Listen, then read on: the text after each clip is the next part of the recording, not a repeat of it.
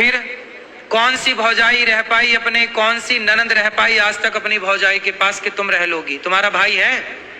जी गुरुजी। तो भौजाई के साथ सदा गुजार लोगी जीवन? ताने मारेगी तुम्हारी भौजाई, आ गई अपने पति की तो हो ना सकी तो मेरी हो जाएगी, ऐसा ना बोले तो कह देना।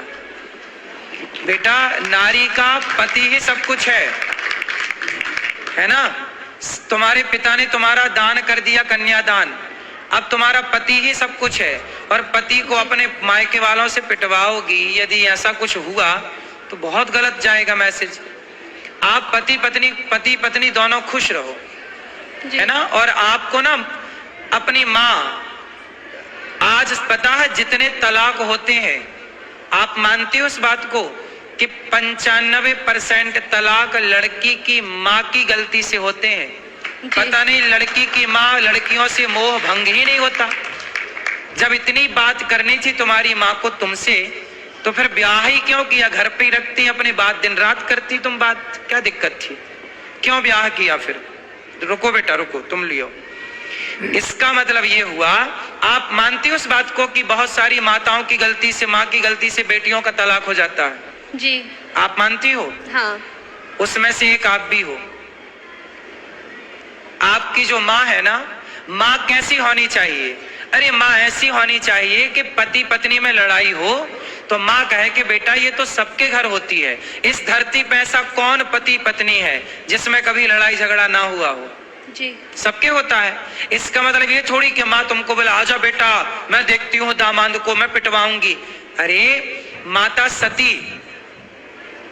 सती अपने पिता के घर चली गई थी, दक्ष प्रजापति के घर, और वहां पर देखा कि मेरे पति का अपमान हो रहा है, तो माता सती सहन ना कर पाई। एक अच्छी स्त्री वो होती है जो कभी अपने पति का अपमान ना करती ना कराती। वो कैसी पत्नी जो अपने पति को अपने पिता और अपने चाचा से पिटवाए? तुम्हारे पिता बिल्कुल धर्म का ज्ञान नहीं रखते क्या? अनपढ़ है क्या? अरे दामाद का पांव पूजा है, जिसका मंडप के नीचे पांव पूजा है, उसे मारने का सोच भी कैसे सकते हैं?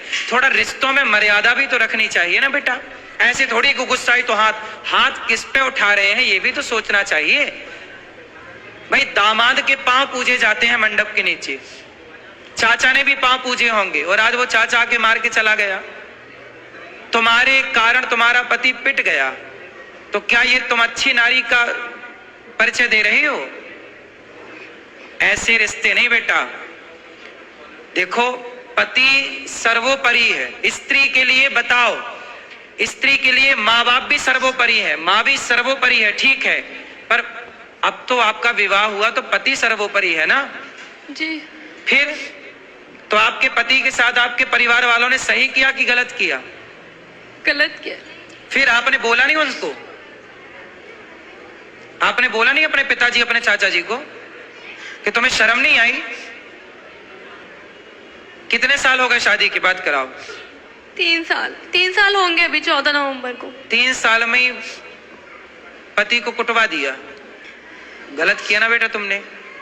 ऐसे समझा दो अपने पिता को और अपने चाचा को, बोलिए जो तुम्हारी ताकत हमारे पति को मारने के लिए लग रही है ना, ये दीन दुखी की सेवा में लगाओ, कुछ दीन दुखी को भोजन पानी कराओ। ताकत है।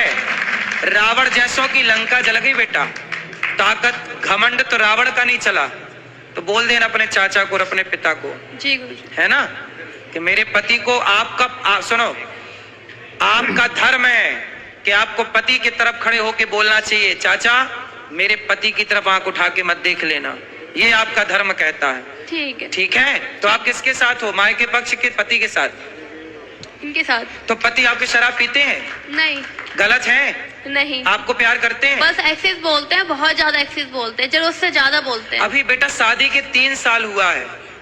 3 साल में ना बेटा आम का पौधा लगाओ तो उसको भी 5 साल लगते हैं तब वो फल देता है। क्यों जी? आम का पेड़ कितने साल में फल देता है? 5 साल में। बेटा भी तुम्हारी शादी के 3 साल हुए हैं। शादी को थोड़ा मैच्योर तो होने दो, रिश्ते को पकने तो दो। जब पकेगा, जब एक दूसरे को समझोगे, अब तुमने उसे ऐसा करा दिया तो उसके अंदर तुम्हारे प्रति क्या श्रद्धा रहेगी? अब तुम हमें पिटवाओ और फिर हमसे उम्मीद करो कि हम तुमसे प्यार करें और तुम्हारा सम्मान करें। बेटा सम्मान दोनों तरफ से होता है। जब तुम सम्मान करोगी ना तो हम भी करेंगे, और तुम हमें गाली दोगी तो फिर हमसे सम्मान की कामना मत करना, जी ठीक है?